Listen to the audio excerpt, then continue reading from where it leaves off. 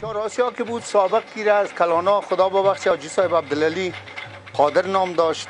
قادر میگفت که همینجا آسیای کلان بود آرد میکرد. او آدم تقریبا 8 ساله 9 ساله بچه بودم.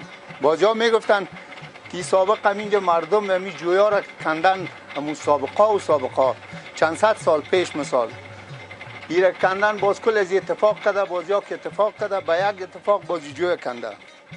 بازیا هر کدام از این نام داشتن.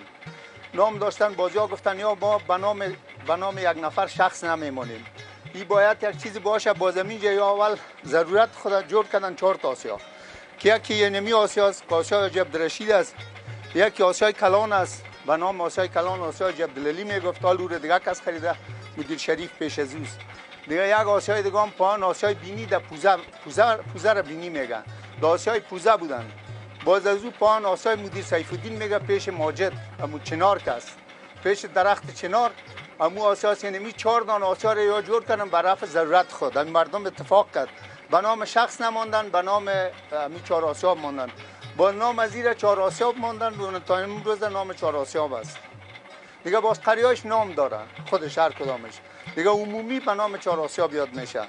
ما از سابق پدرای ما، پدر کلانای ما علاوه بود در منده با قاضی. پیش از او منده سابقه بود در چجه. با دوران ما خورد بودم، بازی منده برین فروشی بود. با دوران داود خان بازی منده رو آوردن با قاضی. دیگه با سابق از او پدرای ما سر اسب کار میکردن، گندم می آوردن از لوگر به نام کندوی لوگر به نام کندوی کابل میگفتند.